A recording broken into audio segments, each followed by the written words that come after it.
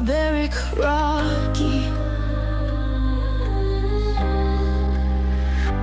He wore blue and went by many colors, made 27 of 7. Bulan April menjadi bulan untuk para punggawa Garuda kembali terus meningkatkan tajinya. Setelah membela Garuda, mereka harus terus menjaga performa, yang mana di level klub juga sangat teramat penting. Namun di balik kesibukan bersama klub, para pemain juga mendapatkan banyak undangan media yang penasaran dengan statusnya sebagai pemain diaspora Indonesia. Seperti yang dilakukan oleh Maarten Pas dan Ole Romani, dua pemain yang secara garis besar tak punya darah Indonesia namun begitu nasionalis. Keduanya curhat ke media Belanda soal bagaimana kecintaannya. Barbarians rule their land, the sun.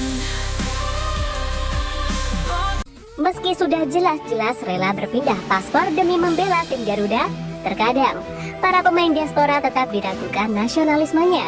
Seperti yang belakangan ini terus menimpa Mads Huijgers yang terus diserang dari berbagai sisi. Hanya karena absen bersama timnas yang secara dunia profesional sepak bola sangatlah wajar. Pemain FC Twente ini saat itu sudah dipastikan absen karena cedera serta adanya kurang chemistry dengan lini pertahanan timnas.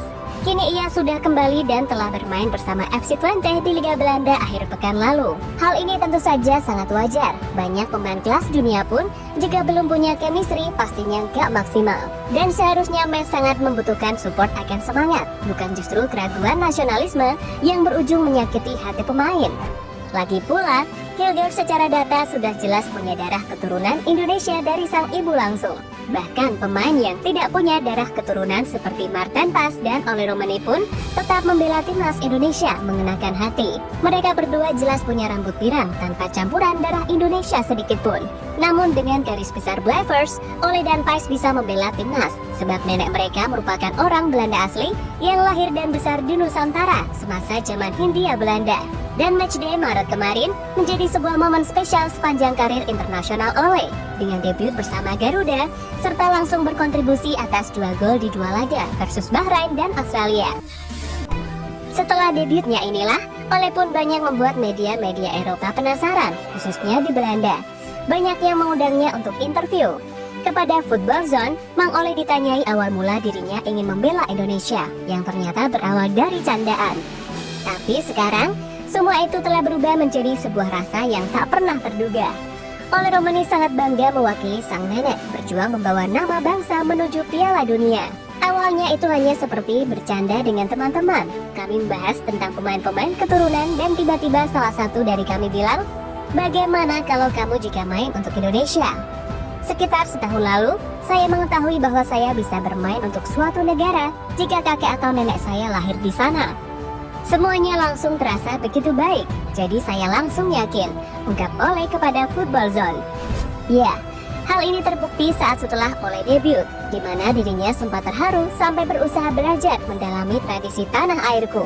Hingga kepada para penggemar, pemain Oxford United ini juga tak pernah lelah melayani fans timnas yang ingin berfoto coy. Tak hanya Ole, Maarten Pas juga terus-menerus menceritakan bagaimana dirinya bangga bisa membela tanah air sang nenek. Dalam podcast di Belanda Sex Stories, Maarten Pas sempat mengejutkan sang podcaster dengan menceritakan bagaimana perasaan dirinya saat membela Garuda. Bang Pais mengaku ada sebuah rasa yang membuatnya terharu hingga merasa merinding, merasa sangat begitu beruntung bisa mewakili bangsa besar. Bahkan nih, menurut pengakuan kiper FC Dallas ini, juga tak lupa terus-menerus belajar bahasa Indonesia sebagai bentuk adaptasi yang menurutnya wajib. Saya belajar bahasa yang dasar, saya bisa membuat diri saya dimengerti. Saya hafal lagu kebangsaan dalam sepekan. Setiap kali kami menyanyikan lagu kebangsaan, saya teringat nenek. Itu memberi saya begitu banyak kekuatan untuk pertandingan, dan saya ingin memenangkannya untuknya, ungkap kiper nomor 1 timnas di podcast Sex Stories.